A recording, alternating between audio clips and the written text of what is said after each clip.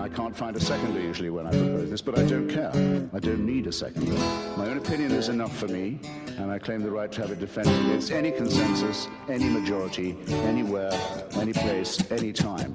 And anyone who disagrees with this can pick a number, get online, and kiss my ass. No representation is made that the quality of legal services to be performed are greater than the legal services provided by other lawyers. I'm Harry Still. You found the Backstory Podcast, episode 100. Did you hear all that background noise? Applause. So Mr. Rip is in parts unknown as per normal, but we do have a treat. Mr. Russian is here in studio today. Absolutely fantastic. And had I known I wasn't going to be on video, I wouldn't have dressed so nice. You do look sharp. Kinda. So this morning, I went to it was called Bama Carry. They hosted State Auditor Jim Zeigler at Mama Lou's, and that's his. It looks like a salt packet. Yeah. From KFC, but it's actually his little card. He doesn't like waste or clutter, so that's his. Oh, I get it. Yeah, pretty good. And I get it. Paid political advertisement. So anyway, he laid out his exploratory platform, says he may be running for governor, talked about Alabama being a sanctuary state for firearms ownership, and that played well. I don't know I'm sure it exactly did what that means. To the 15 members of the local militia who attended that particular lunch. Actually, there was no militia-looking folks there. It was all see, that's the new MO. Retirees. You don't want to be somebody that's all geared out at one of the meetings, you know. You don't want to be spotted. So he announces this morning, and I had heard this yesterday. Here's a copy of the letter. It's official. They'll be convening a special session Monday, September 27th to deal with what? The prison problem. Yes. In a new proposal, House Republicans are prepared to use $400 million in the American Rescue Plan funds to construct prisons. Doesn't that sound like a great idea? That's what they meant for us to do with it. Well, of course, that's why the U.S. government allocated it to a state like Alabama and said, hey, here, fix your COVID problem. They said, no sweat. We're just going to lock it up. So Mr. Zeigler, if you'll remember, led the charge with this Facebook group, Block the Toll, Support Accountability. Yep. And there's a whole lot of people joined that thing. And there was a ground well of support to kill any kind of a toll project, which I hope that lives on. So, you ever watch The Best Thing I Ever Ate on like the Food Network or Travel Channel? I forget what channel it's on. I've probably seen it on an airplane. But you know, when the president's on and there's nothing else to watch, so right. You flip channels. Uh-huh. So anyway, I came across this place, the Pike Road Butcher Block. And so I said, well, hell, I wonder where it is, in Alabama somewhere, right? And I said, well, Pike Road, I've heard of that place. I didn't know they had a great restaurant. So I looked them up, and this is what I found. Small town politics shut down one of the best restaurants in Alabama. Well, what's the story? I mean, what small town politics shut it down? It's the same old got sideways with the mayor and police chief. You know, shit like happens to me. Huh. So, remember how we've been covering this Alabama Cannabis Association stuff and the legalization of medical marijuana, jail caps? Why, yes, we have been covering it, and some of us have been covertly working in its favor. Well, you never know who that might be. But so our state representative from Baldwin County has a twin brother. Right. Who he's been selected to lead the state's Medical Cannabis Association board, which is, you know. I think it's yet another example of Alabama is just doing whatever it takes to put a guy who looks like your high school chemistry teacher in charge of the latest in medical technology in Alabama. Well, I didn't want anybody to think it was Steve McMillan, but that's his twin brother. Right. And he Big used to John. be the agriculture commissioner, which initiated the CDB hemp growing process. Yeah, I think he's no stranger to any of this, to be honest with you. But I mean, you know, he is mid-70s, you know. Sure he is. I'm just saying, like everybody else that gets appointed up there. So, pillow talk, Raines. I think I might be scooping you on something. Mike Lindell meets with Alabama's Secretary of State to discuss what he discovered during his investigation of the 2020 election. He also met with our governor. I'm pretty sure that the Alabama Secretary of State thought that he was going to be meeting with a pillow biter and was actually shocked that he was actually going to meet with Mike Lindell, the CEO of My Pillow. Because as we all know... When he walked in with that cross on, he knew something was up. You know, as we all know, the Alabama Secretary of State is one to occasionally bite a pillow. And something goes, I don't know how you folks over here think of it, but there's only a couple things that'll make me bite a pillow. And one of them is very likely included in a very awesome text message we read on air not long ago. Yeah, so for the 100th episode, we thought we'd keep you up to date on that, too. Unjustified paragraph. That was from last week. So, former Speaker of the House Mike Hubbard is seeking an early release. He served 12 months of his 28-month sentence, and you remember he got convicted on 2 counts of like 28, and it got pared down to 12, I think, at trial, and he was convicted on 2. Exley County DA asked the judge to spare him prison time. Is he worried that the big house is not going to be like the fraternity house he ran? I don't know. I didn't know there was a DA's office like that. I never thought about going back to work for the state before, but that sounds like a hell of a place to work. I've been to parties at a lot of houses. I've been to parties at lots of houses, but never a courthouse. So, speaking of courthouses, the Limestone County Sheriff will be spending his sentence in the Franklin County Jail. Now, you remember he asked for a new trial on those 3 grounds that that got denied.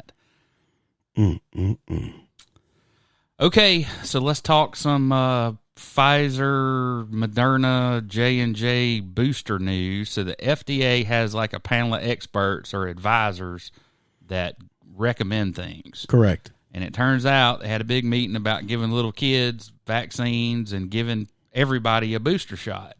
And they're saying the over and under on that, we just don't know. And so almost everybody voted against it. Well, let's clarify what they actually did. First, they held an 8 Well, a key advisory committee of the Food and Drug Administration overwhelmingly rejected vaccine boosters for the general U.S. population for now. But it voted unanimously in favor of giving boosters to those 65 and older and high-risk individuals. The recommendations mark a pivotal moment in the debate around boosters. President Biden and other federal health officials had originally said they believed boosters would be available to the general public later this month. While today's vote is not binding for the FDA or the CDC, it is a big blow to the president's original plans. William Brangham has been monitoring the committee's deliberations, and he joins me now. Hi, it's good to see you. Hi.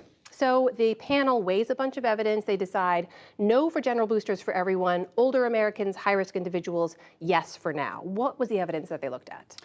The evidence that they heard today was mixed. And again, as you mentioned at the beginning, the whole overarching question here is Delta is surging, hospitals are full, deaths are up.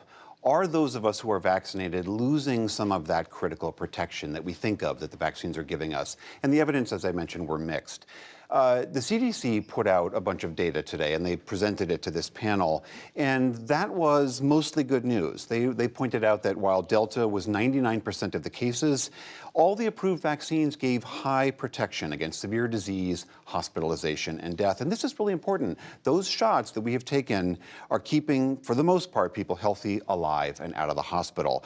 The CDC did note that there was some slippage in protection against infection, meaning these are the breakthrough cases. People who have been vaccinated, some of those cases are people are getting sick, and although most of them are mild and asymptomatic, and this is partly what's been worrying the Biden administration, that although most of these cases are mild, some of them are not. People do get sick, they run high fevers, they have to be out of work for quite a few days, and of course the question about long COVID has not been addressed. So It's this evidence, though, that the vaccines are doing a great job that made critics of boosters say, what's the rush? They're protecting us. So it doesn't sound like there's a ton of urgency around general boosters, right? But the panel also heard data from Israeli officials. What was that about? That's right. Israel, in some ways, is a look into the future for us. They started their vaccination project before we did, so we can sort of look at what their experience has been and imagine that that might be us soon.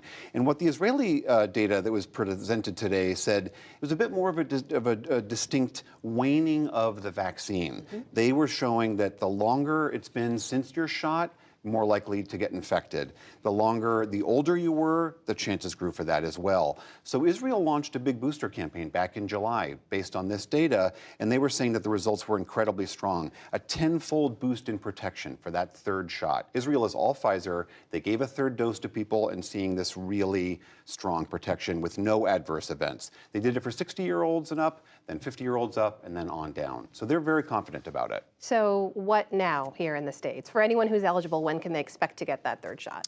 So this FDA panel submits it to the FDA. The FDA itself then has to decide that this is something that they want to do. Then the CDC weighs in and says, okay, here's how we'd actually roll this out. So as you mentioned, this is a little bit of a dent in what Biden had wanted to do. He wanted the general population to be able to do this.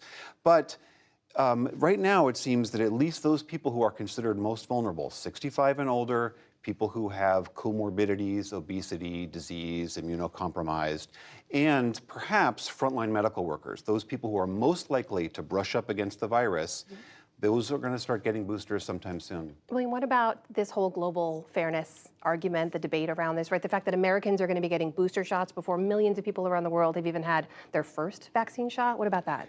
Yeah, this is this incredibly thorny issue that the WHO, the Africa CDC have been arguing. In fact, one WHO official likened this to us giving life jackets to people who already have life jackets while you leave other people to drown. And that argument has been made repeatedly, and it came up again today in this panel. The Biden administration argues we can do both. We can give boosters to Americans, and we can help get vaccines to the world. In fact, today they announced 500 million new doses that were purchased by the administration to give out.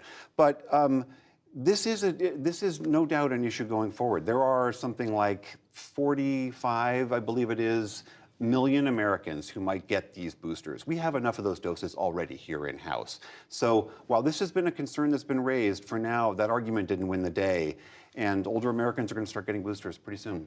These were doctors, and they sat around and they talked about, the motion on the floor was should we vote on recommending a booster shot for children under the age of 16?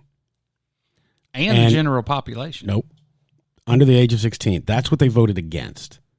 They said because the way that the booster shots work, the virus will evolve too quickly, and we get this out there too quickly. So, no, our medical knowledge altogether, our medical experience says, no, we shouldn't do this. What they did vote for is to give it to people 65 and over who have medical conditions that would make it very difficult for them to survive. Oh, I think we got our special guest. Mr. Zeigler, we are live. Yes, sir. Yes, sir. We're already on the ball, so we're going to back up and cover a few things that might be near and dear to your heart. So, we've talked about your ingenious campaign slogan, Zeigler, waist cutter. I like it. The little salt pack card. And then we talked about your speech today at Bama Carey at Mama Lou's, and that seemed well attended and well received. So what can you tell us about your prognostications for the special session coming up on the 27th? We're looking at a letter from the governor dated yesterday. The prison plan that has been put forward between the legislative leaders and leaders of the Ivey administration is so much better than the Ivey plan that failed in early June that it's most likely the legislature should be able to pass some kind of version of it. There are a number of changes that are being talked about, but the advantages of this new plan is that the state would own the prisons rather than rent them for 30 years. Yes, sir. The state would build them with low-cost bonds. Right now, the interest rate on bonds of this type is very low, almost historically low rates. So this plan should cost more or less 1/3 of the amount the taxpayers would have had to pay for the Ivy plan. Do you know? Do you know if they're planning to use $400 million of the COVID-19 relief money that we were given through the American Rescue Plan? That's been reported by the Alabama Daily News. I don't know if that's. Yes, they're going to attempt to use that. The jury is still out, so to speak, on whether or not they're going to be allowed to use that money for this purpose. What exactly does the prison plan have to do with COVID relief? It has some to do with it because a number of prisoners and some staff did contract COVID, and there was a period of time when there were restrictions on visitation and other mandates on the staff and the prisoners and their families who wanted to visit. So there is some correlation, but it's not certain that the feds will allow that $400 million of COVID money to be used to help fund. And Mr. Zeigler, it might be helpful, and our listeners may or may not know, but the feds have a gun to our head, and they're saying, fix your prisons or we're going to come in and take them over, and then we'll demand that you spend the money to make them a certain way. That's exactly the situation. The Department of Justice filed a suit, the latest one being in December of 2020, against the state of Alabama and the state prison system, alleging that the conditions in the prison system are so bad as to constitute cruel and unusual punishment in violation of the Eighth Amendment. Now, that case is nowhere near being tried, being litigated, but nevertheless, the political leadership in Montgomery is using that as a reason to push forward strongly with coming up with our own state solution, rather than risking that the federal court order could more or less put the state prison system under a receivership. It's not exactly called that, but that's essentially what it is. And this has happened once before, back during the early part of the Governor Wallace era. So have we entered into a have we entered into a federal consent decree with them? No, not yet. No, but that's probably the solution, right? It's going to be a consent decree between the feds and the state of Alabama. It could be, and it will depend on some things being done above and beyond the new prison plan that is supposedly to be taken up on a week from Monday, September 27th. A special session is to start on a prison plan. The governor says she's going to issue the formal proclamation next week calling the September 27th special session on the limited issue, unless she changes her mind and adds something else in, of the prison plan. So it's going to have something besides that. This prison plan does not clearly address some of the actual problems in the prison system, such as the safety of the guards and the staff, safety of the other prisoners, drugs in prisons, violence in the prisons, the lack of adequate rehab and training programs, particularly for those inmates who will be getting out and they need to have job skills and things that they can do to stay on the straight and narrow path and not make a return visit by violating the law again and being convicted.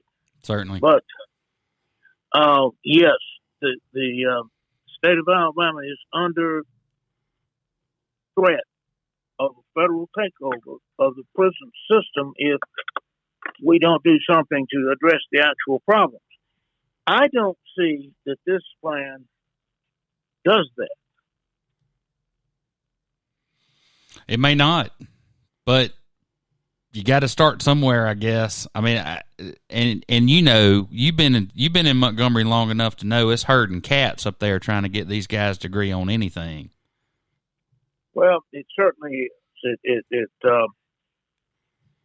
There's a difference between accountability, like between the legislative and executive branch, and nobody listening to each other or working with one another.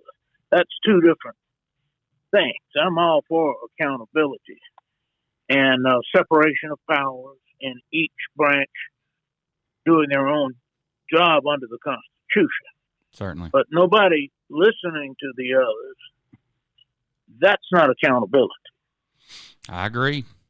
So you came to prominence, well, not prominence, but certainly prominence online with your Block the Tolls Facebook page. And we have been covering that ourselves from day one. Not only that bridge, but the bridges that have been proposed over the Intracoastal Water Canal onto Pleasure Island that have been proposed to be tolls as well. So are you aware that State Treasurer John McMillan has been selected to head the state's medical cannabis board? Yes, I am. And I was not surprised at this back when John McMillan was the Agriculture Commissioner for 8 years. He showed some interest in cannabis industry in Alabama, which of course did not exist. It was just looking toward a possible future of this. And his agricultural and industrial background and his background as the state treasurer for 3 years probably making in pretty good shape to be able to be the exec of the new Alabama Medical Marijuana Commission. And he is giving up his position, elected position as state treasurer, to take that. Governor Ivey has very quickly, immediately announced that she was appointing former state treasurer, Young Boozer, to go back in his old job. That's his real name, Raines. I know it. He shot me a look. Young Boozer. What? No, I love that name. I think that's one of the greatest things ever, that somebody serving in the state of Alabama has that name. Well, I don't know if that unusual name helps him in the elections or not, but he was been elected twice as treasurer before. Right, and I haven't heard any hubbub about him not doing a good job while he was in that position either. I mean, I think he was a good public servant. No reason he can't continue in that position. So, did you know that the My Pillow fella came down to Alabama yesterday and met with John Merrill? We're calling this headline Pillow Talk because, you know, Mr. Merrill's embarrassing text messages that came to light. Yes, after it happened, I read it very quickly on the news coming out of Montgomery. I did not know about it ahead of time and was not invited to any of the meetings. I would have gone had I been invited. I hire a voter registrar in 66 of the 67 of Alabama's counties. Jefferson County, the largest, is under a different law. Other than that, I hire a voter registrar. And so we keep up with what's going on with the elections and the voter list. So I would have been very interested to be in that meeting, but I wasn't invited. And that happens quite frequently. Don't you think this was more of a photo op than anything substantive? I mean, I watched the guy's live stream where he was supposed to have all these experts tell us how the election was stolen, and I had to have a drink afterwards. It was a big waste of my 2 hours of my life. I just don't know that Mike Lindell knows anything. But he may not. He's been awfully successful in his own business. But there major differences between running a multi-million-dollar pillow and other accessories business versus running elections by the state government. And after all, it is the state governments that run the elections and have the election laws. Thank you, sir. Thank you for bringing that up, because I couldn't. Voting has always been a local state issue, and this idea that we're going to have a bunch of federal mandates about how we can conduct our elections, it seems authoritarian to me. Which federal mandates would those be? Well, yes, it is, and time will tell, and fairly soon, whether or not the Mike Lindell visit to Montgomery on September 17th was productive or not. He purchased a complete copy of the voter registration list for the state of Alabama. Now, anybody can go in there and pay the fee, it would be hefty for me or you, but for Mike Lindell, it's not. It's not a hefty fee at all. And so he bought that. Now he does have a team, and they've been taking the lead in trying to uncover voter fraud in the 2020 presidential election. So he certainly has the funds, his own and some that he raises, to hire experts who do know how to check voter rolls, and they'll be going through the ones in Alabama. Now, what standing does Mike Lindell where's he from, Michigan? Minnesota. I knew it was one of those Yankees that starts with an M-I. All right, from Minnesota, what kind of legal standing does he have to do this? The answer is none. A citizen of the United States can go into the Alabama Secretary of State's office, and if he's got the money, he can buy a copy of Alabama's voter list. And they are actually covered by the public records law, meaning that somebody can request a copy, but you got to pay for the copy. Right. And so there's no legal standing required to do that. And if he then gets his experts to go through them, now I'm going to guess there won't be many dead voters. I bet Lurleen Wallace is still registered to vote. Well, she's been dead since May of 1968. A lot of your viewers are not even born yet. But I just don't think that she'll. But let's see when he'll come back with something. Now, there's another thing he said he was going to do, and that is check out Alabama's voting machines to see if they can be hacked. And Secretary John Merrill says that they can't be, that they're not in any way connected to the internet. They are insulated from the internet. And Mike Lindell said there are other ways that they can be hacked. And John Merrill is allowing him to check out the state's voting machines. So, again, what's his legal standing to do that? Nothing. The Secretary of State allowed him to do it. So this is not being done at any cost to the Alabama taxpayer. I said because Mike Lindell is such a interesting spike in the political spectrum, do you plan to seek his support for your gubernatorial campaign? Well, I had not, but now that you mention it, why not? Mike Lindell might be interested in supporting somebody in Alabama, this very, very reddest of the red states, who is for the Constitution and is against government waste, mismanagement, and corruption.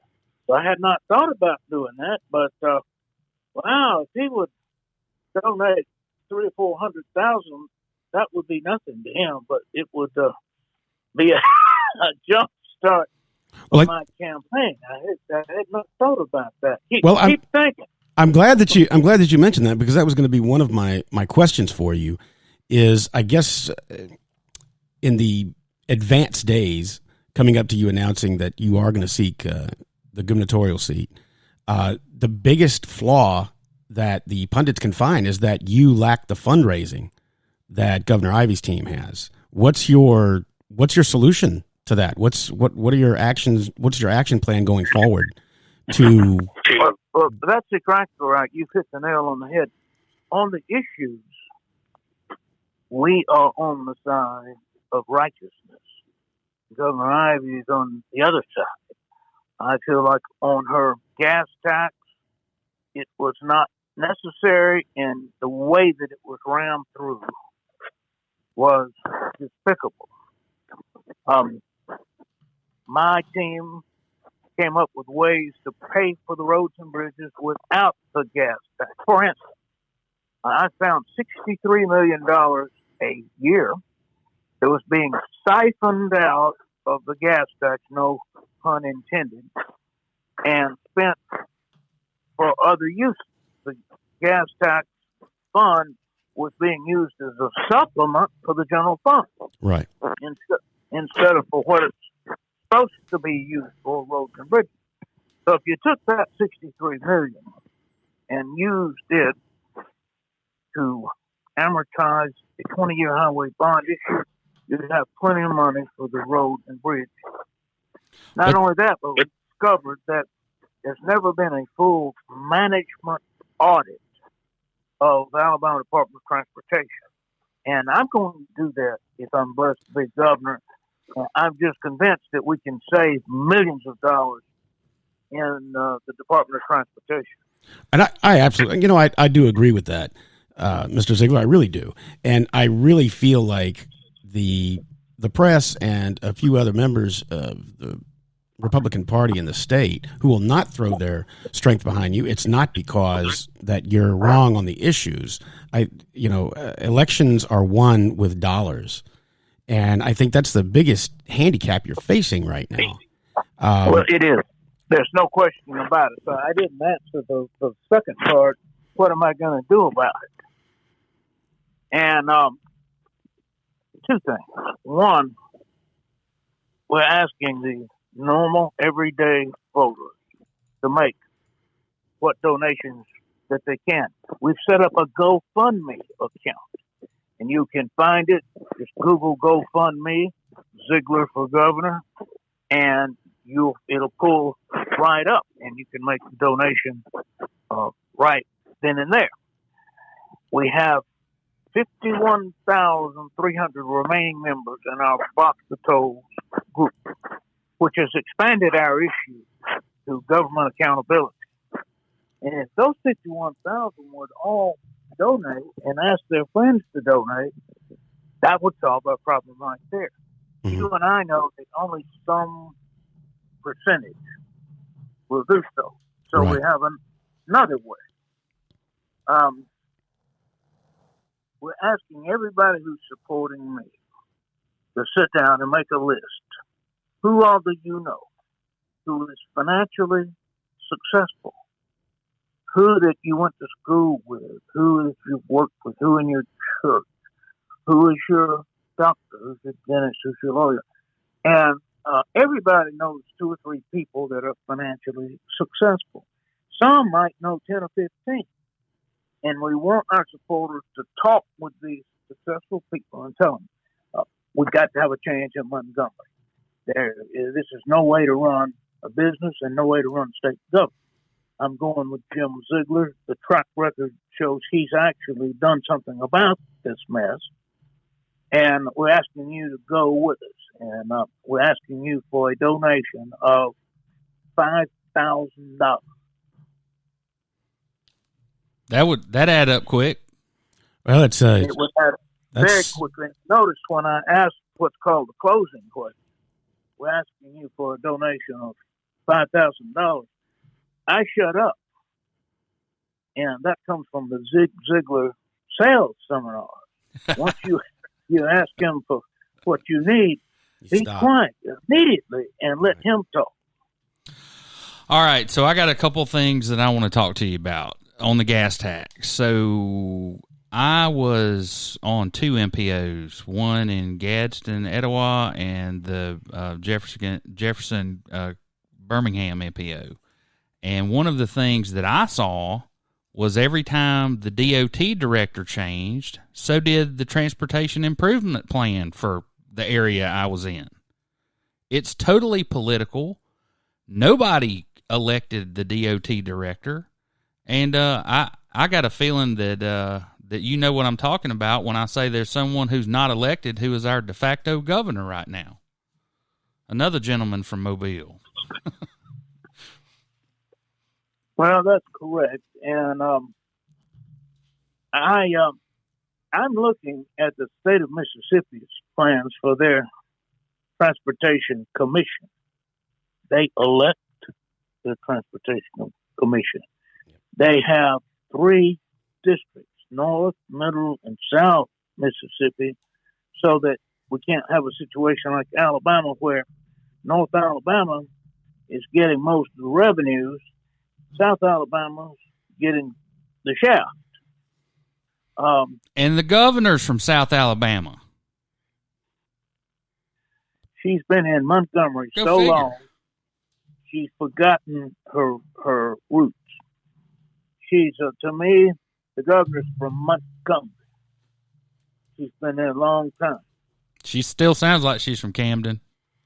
Well, that's true. She can't shake that voice, and that voice may help her.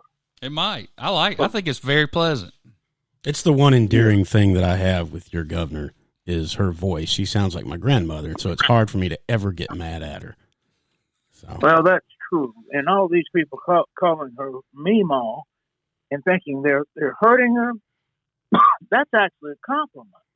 Everybody, almost everybody loves their Meemaw and has great respect for their Meemaw. And so I haven't called her Meemaw. I call her Governor Ivy. Well, of course not, because you don't want to run against somebody's grandmother. You want to run against the governor.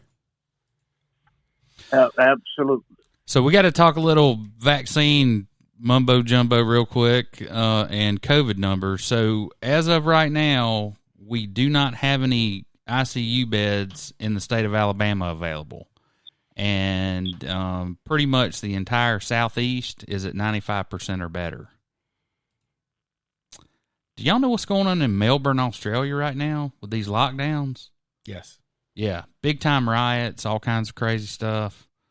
So the official numbers for today, 42 million infected in the United States with 672,970 deaths. And my damn ear's still ringing as a side effect from the vaccine. Mr. Zeigler, if you haven't noticed, one thing that my cohort here has learned from Zig Ziglar is that if your cohort is loaded and ready to talk about something that you don't want to talk about, when he says yes, he does know about something, you just move on.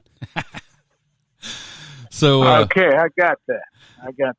So we look at Alabama Political Reporter's map every week. Shows us county by county where the hot spots are, and we're just taking a look at that now. Baldwin County's gone down, but we have 35,619 total cases, 445 deaths, 7 in the last 14 days. New cases this week, 502, and current level of community transportation remains high. So the city of Gulf Shores, and I guess it's it's the Chamber of Commerce that puts on the Shrimp Festival, and because of COVID this year, they decided not to do it. Well, in Herbie Land, and that would be the Convention and Visitors Bureau, you got 2 cities you can play. So he went over to the city of Orange Beach, and Mayor Kennan has announced they're going to do a festival in place of the Shrimp Festival this year. So I come saw on that. down They're to the calling beach it- and bring your plague. Yeah, they're calling it the Freedom Festival, which I suppose means freedom from fear and freedom from shutdown, freedom from mandates. And I think that's the brainchild of Orange Beach Mayor Tony Kenneth. Very likely. Yeah, it sounds like one of his ideas. Freedom from oppression, freedom from That's tyranny, all great freedom saber from rattling. common sense. That's all great saber rattling, but if you're not afraid of this virus, you're an idiot. And if you want to go pile up at the damn beach with a bunch of people to drink beer and listen to live music, wait and do it next year where you're not going to get sick. Well, let's ask someone who would understand an issue like that. Mr. Zeigler, you're running as a Republican. You're a lifelong Republican, and you are going to what my cohort just said is an extreme contravention to what the Republican Party wants.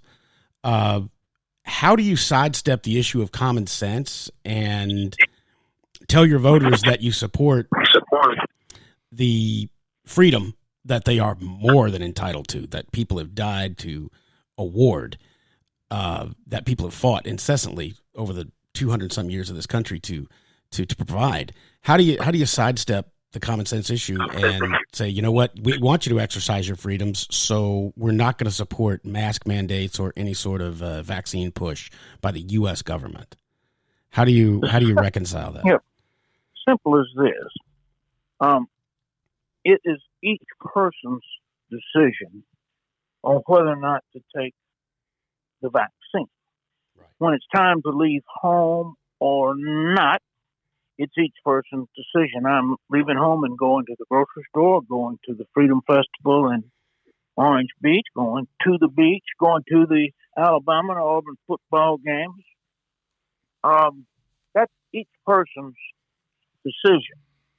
And where the problem comes in is that governments, federal and state, mostly federal, are trying to put mandates and restrictions. Example, you've got children in the public schools.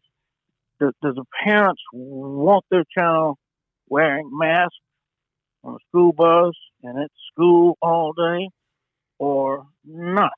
Should it be the parents' decision or someone else's decision, the principal, the school district, or the State Department of Health, the State Superintendent of Education?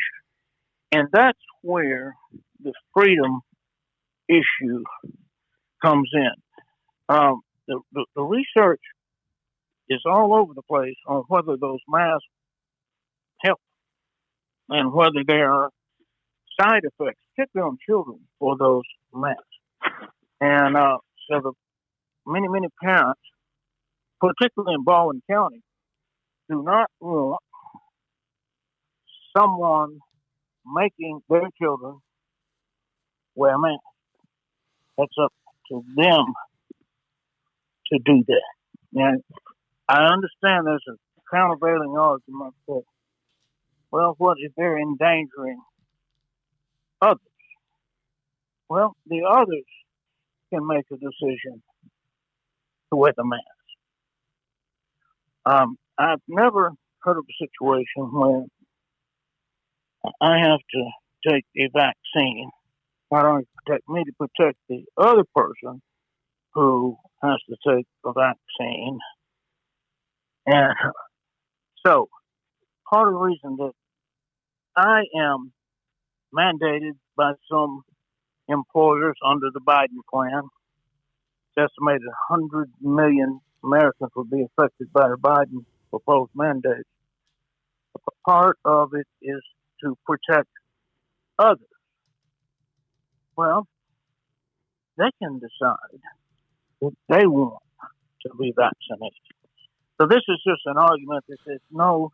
It is, Mr. Zeigler, but if I have cancer or that's a bad example. If I have a bad knee and I need ACL surgery, I can't schedule that right now because there's nowhere for me to recover from said surgery. because it's full of people that didn't take the vaccine. Now, I will tell you that I was not vaccinated until the Delta variant came around, and 12 people I knew fell ill. And I said, oh, hell, well, I better go get this thing. And I was watching the information, and it seemed like that the people that got the vaccination were not the ones being hospitalized. Now, I'm not saying that the government should mandate or that I support Mr. Biden's move to have OSHA make everyone with more than 100 employees vaccinate. I don't like that, not one bit. But I think it was a good call by the city of Gulf Shores and the Chamber of Commerce down there not to have the Shrimp Festival during what seems to be, we're not quite to where we were in January with the total number of infected, but, the daily infection rates certainly are higher. Well, I'll be honest with you, Mr. Zeigler. I most certainly did not invite you or agree to be on this podcast to debate vaccine efficacy with you. That's not the purpose here. But I will say this: I do have to correct one point you made. You said you haven't been through a time where you either have to take the vaccine for other people's safety, and then or other people have to take it for your safety. You actually have. You were alive and well during the polio epidemic, and government mandates and vaccine mandates eradicated polio among the U.S. population, mainly children. So that's been shown scientifically that it works. I do agree that, yes, it is about freedom, and no, this isn't polio, but it is still something to think about. As far as other Republican Party issues, you're running against a governor who most people don't have many issues with her either. As far as the Republican Party platform goes, she checks all the boxes. I do agree that you have a little bit more of the salt of the earth support of the state of Alabama, because I believe that most of what remains of the middle class in this state, if they manage to find a newspaper or news program to watch, they'll find themselves somewhat disenfranchised from Montgomery. And you have the opportunity to swoop in and really do what, the man who you were once a political protege of did, and galvanize the working folk of Alabama to say, hey, we're not going to let Montgomery be some ivory tower that makes all our decisions for us. Well, that's exactly our strategy.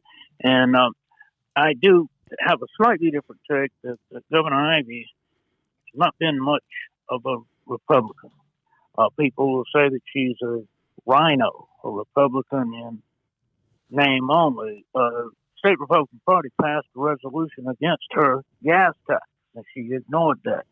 State Republican Party passed a resolution against Governor Ivey's Amendment 1 that would have taken away the right to vote for State Board of Education and have them all appointed by the governor. Right. What kind of a plan was that? And it's a Joe Bonner plan. Well, it could be. And so I'm going down the Republican list on the gas tax and maintaining the parents and the taxpayers' right to vote for the school board, and on the toll bridge. I just think her plan was a terribly flawed plan, and we had just been hit with a gasoline tax, and she wants to put a toll on top of that. Wow, that's piling on. And by the grace of God, we were able to defeat that. Now, when I first started the citizen campaign against the toll proposal on Mobile Bay, people in Montgomery tell me, you are wasting your time. It's a done deal. Governor Ivey's going to ram that through just like she rammed the gas tax through. Unfortunately, I did not listen, and we came up with a legal way to block that, and we blocked it. Well, Mr. Zeigler, we're going to have to talk about some other stuff here for a minute. Right now at the southern border, there is a little, I guess you call it a weir dam, like a little dam that is slightly underwater, like a little concrete bridge. And there are hundreds of migrants walking across the Rio Grande into the United States. They're all jammed up under this bridge, supposedly 14,000 people and counting. It's not 14,000. How many is it? It's about 4. NBC's Morgan Chesky is in Del Rio, Texas again this morning. Morgan, good morning. Yeah, Peter, good morning. And we are learning more about those plans from ICE. But at this moment, just about a quarter mile from where I'm standing underneath this international bridge separating Del Rio from Mexico, there is a group of, at last check, 13,700 men, women, and children, as you mentioned, from mostly Haiti, that are waiting to be processed by the Border Patrol. But there is simply not the staff to keep up here. Their numbers have swelled tremendously over the last several days. Just on Wednesday, the group numbered about 5,000, and now it has more than doubled. Officials fear that there may be more migrants headed this direction, numbered in the thousands, and that's why they are trying to get federal resources here as fast as possible to keep up. In the meantime, video of this place where they are staying underneath the bridge shows brutal conditions. Temperatures here hovering around 100 degrees. We know that food, water in short supply there, despite some being handed out, and there are only a few dozen restrooms for the crowd, numbering in the thousands. It's a big difference. I heard it was 11 yesterday. No, those numbers are incorrect. All right, well, I'll straighten that out. But anyway, it's a bunch of folks. Did you know that there was supposed to be a protest today in D.C.? They put the fences Yes, up. there was. And there was some concern that it might be a setup. And a lot of the Trump supporters and conservatives were saying, don't go. Don't go. This may be the other side trying to entrap us. And so I don't think I've been working all day, so I don't know if it ever even took place. But I don't think there were many in Washington. There were not. I tuned in and checked it out, and it was a complete flop as far as attendance goes. And honestly, I think it was organized by the company that manufactured Mo Brooks body armor, and they really just wanted to sell some more stuff. And this was just a marketing flop on their part. So, Mr. Zeigler, we've been we follow local crime around here, and do you know about the TikTok challenge, Devious Licks? So they're encouraging high school children to go vandalize their schools and post it to TikTok. And a couple of idiots at Baldwin County High School took them up on it, stole a fire extinguisher. I never heard about that until this afternoon when I was heading to Mobile from Baldwin County. I heard about it. And that is crime. The people that encourage that are accessories to the crime, and a heavy hand needs to come down to stop such as that. I agree. So, do you know who Brittany Woods is? The young lady that disappeared a few years ago. Turns out 2/3 of her family were incestuous pedophiles.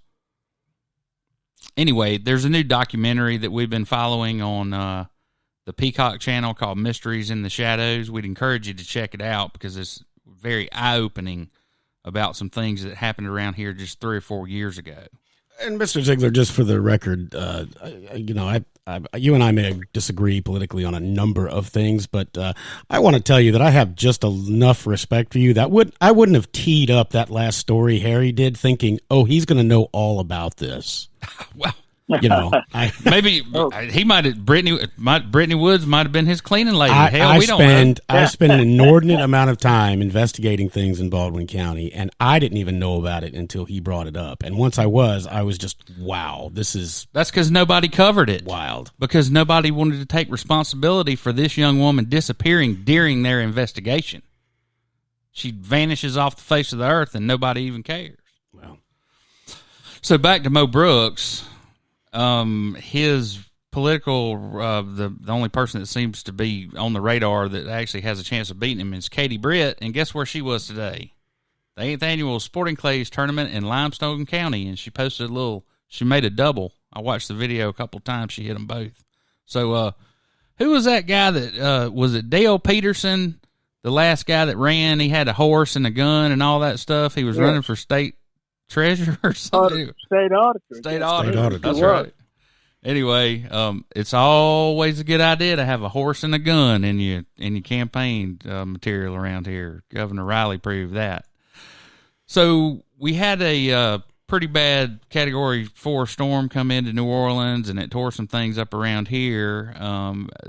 The Fox News in Mobile did a pretty good story yesterday about how we're still recovering from Sally here in Baldwin County. And it has just been slow going because of the pandemic, materials being expensive. Every contractor in Baldwin County is busy. You sure as heck can't build a house right now. You've been the elected state auditor, and you are no stranger to watching the books. Should you be elected to the governorship of the state of Alabama, what do you see as the biggest opportunities for financial improvement in Alabama's overall emergency management plans? In the emergency management plan, I don't have any specific knowledge or any specific plan for that. I will say this. I am going to have an overall management study made of state government, emergency management, education, Department of Transportation. I have one for you, the Alabama Police Officer Standards and Training Commission. Mr. Benefield's little ivory tower up there. All of these. And I am just convinced that there is some overlap, there's some duplication, there's some little kingdoms that individuals have control of that absolutely aren't doing much, and that with a heavy hand on behalf of the taxpayers. Now, see, what we've had in Montgomery, we've had heavy hands against the taxpayers, Bubba. And I'm going to wield a heavy hand in favor of the taxpaying public within the boundaries of the Constitution. I think even if I'm doing things to benefit the taxpayers, I don't need to violate the Constitution, and will not intentionally. Yes, sir. But I'm going to do a management study of entirety of Alabama government, including emergency management, and come up with ways to save millions of dollars. And any specific points that you may come up with about emergency management, please send those once I'm elected or even during the campaign so I can use them. A lot of the things that I talked about in my speech in Baldwin County were points and ideas that I picked up from citizens listening as I go across the state. Those aren't all original. That you don't get any extra points because the ideas are original. You thought them up. Sometimes the best ideas are synthesized from other things that you found out from others. Certainly.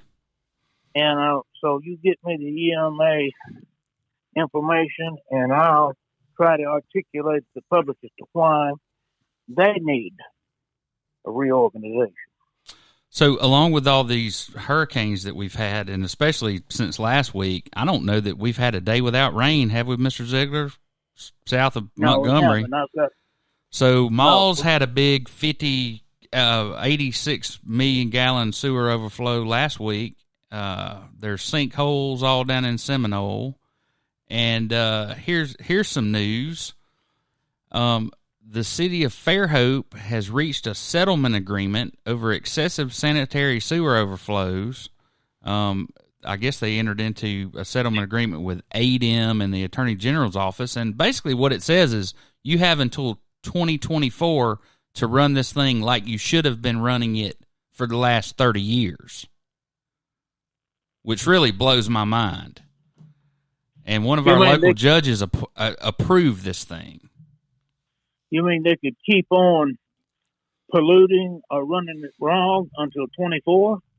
I guess ADM's not going to find them anymore because they have a plan for hardening their infrastructure. And I don't know if you know this or not, Mr. Zeigler, but if you go down to the pier, there's a beach there, and at the end of the beach is actually the sewer effluent outflow from the wastewater treatment plant.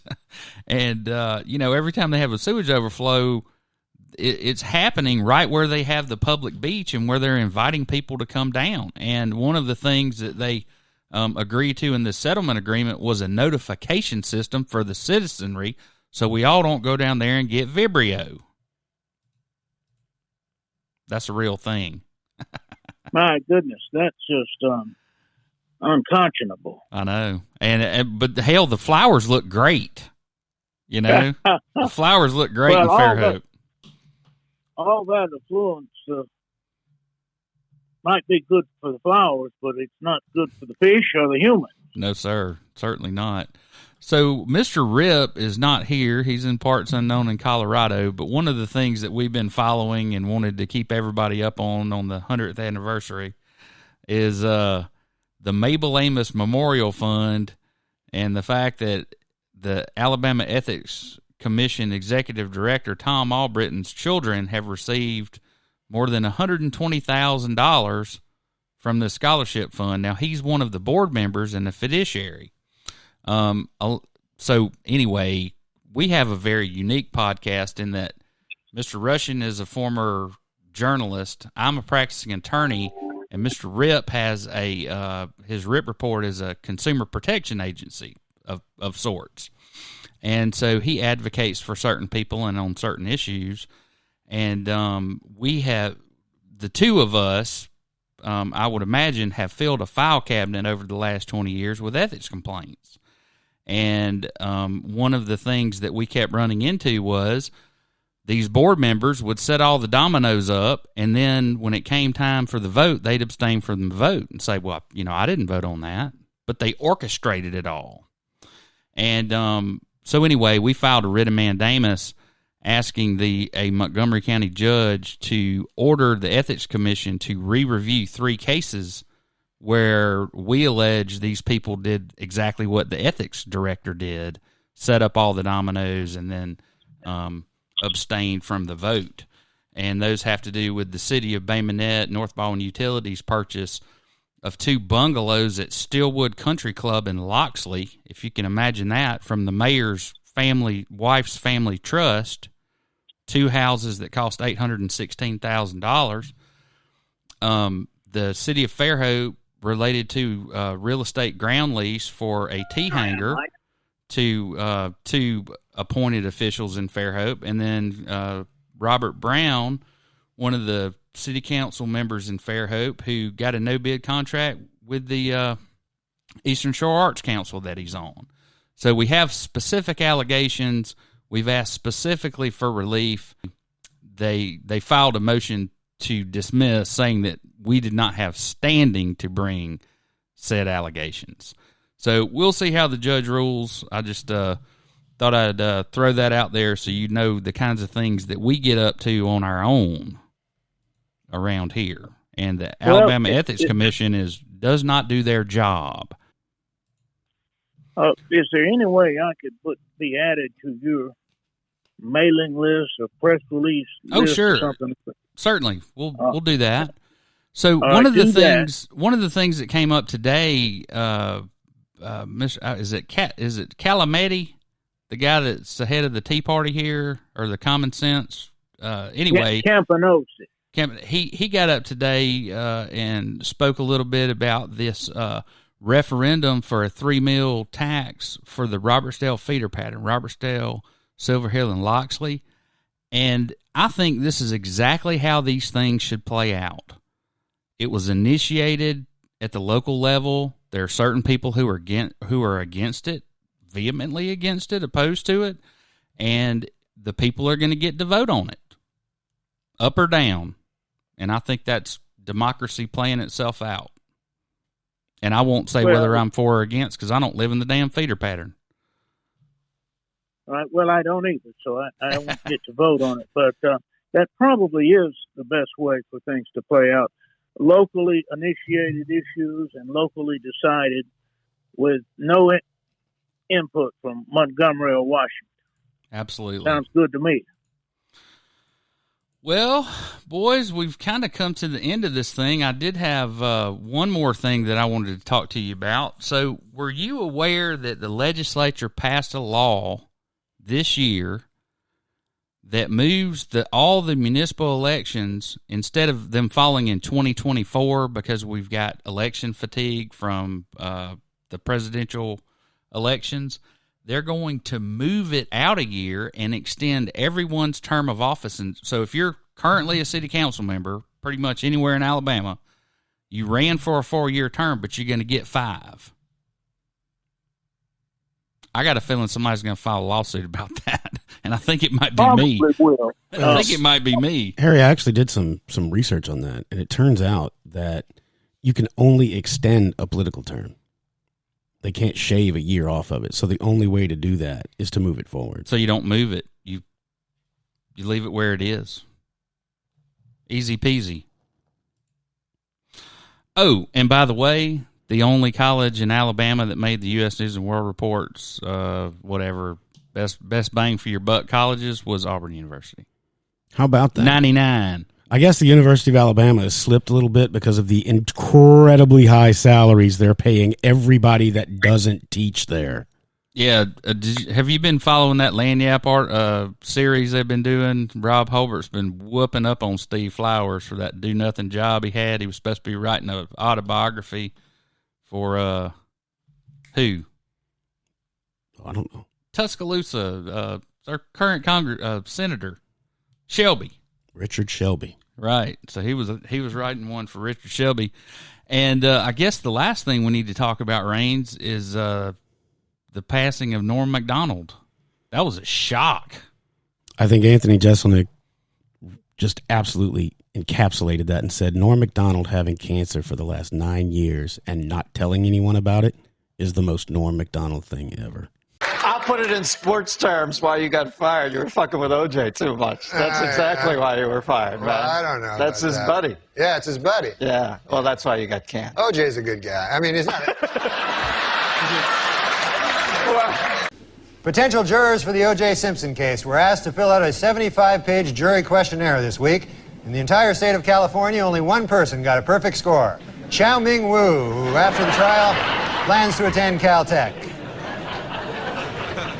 True. Man, not telling anybody about it for 9 years. And the hospice nurse not telling everybody, and the doctor not telling him. He had a closed circle, man. He stayed on the road. He did shows. He performed. He recorded a Netflix special. Netflix didn't know he had cancer. That's crazy. And And then one day he just died. He was all about being funny. Nothing else but that. And he was. I wish I could make a living doing that. Yeah. All right, guys. Well, I will. We certainly appreciate your time, Mr. Zeigler, and we look forward to hearing from you again if you have time. Well, I want to, and I want you to come broadcast live from my inauguration as governor in January 23. I promise you, if you win the election, we will be there. All right. Thank you, gentlemen. Yes, sir. And say hello to your wife. I didn't get a chance to speak to her, but I think she is a fine public servant and a very nice lady. Thank you. Thank you very much, sir. Yes, sir. Well, you have a good one. And we're going to end with the riots in Melbourne. Why? This is our 100th podcast. There's nothing better to end with than the riots in Melbourne, Australia. Not Melbourne, Florida. Melbourne, Australia. Absolutely. Because this could very well be our future. We can only hope. Look at how awesome that riot is. That's a great riot. Nobody's carrying TVs. There's no cars being busted up. It's just a good old-fashioned riot, buddy. And those are Australians. They know how to throw down there. I was in a bar one time, Harry, and somebody said, I bet you can't drink 15 draft beers in a row. And I said, I don't know. That's kind of a tall order. And there was this Australian guy next to me. I said, you think you can do it? He goes, hold on. He left. He comes back like 30 minutes later. I said, what are you doing? He goes, I'm here to do the try. I said, all right. So he lined up 15 draft beers and he drank them all. And I said, holy crap, that was amazing. You win the bet. He was like, yeah. I said, where'd you go earlier? He goes, I went to the pub next door. I wanted to see if I could actually do it. Australians don't mess around, man. These guys are hardcore. have you ever been around an Australian female? Yeah, I can't stand the way they talk. I can't take anything they say seriously. Oh man, they'll hit you. You know how guys will frog each other, and you say something funny, and girls sometimes don't know how hard they hit. My wife's going to watch this podcast, and she's just going to hear me go, "Oh no," and know exactly what I'm talking about. I just can't take an Australian accent seriously. I got you. All right, well that's number 100. Please let us add something more to this before it's over. I'll see what I can do. I can't find a seconder usually when I propose this, but I don't care. I don't need a seconder. My own opinion is enough for me, and I claim the right to have it defended against any consensus, any majority, anywhere, any place, any time. Anyone who disagrees with this can pick a number, get online, and kiss my ass. Are you saying that there is no one in the White House that can cut him off? Because yesterday that happened, and it's happened a number of times before that. It's been widely reported that somebody has the ability to push the button and cut off his sound and stop him from speaking. Who is that person? There is no such person. Again, the president speaks for himself, makes all of the strategic decisions.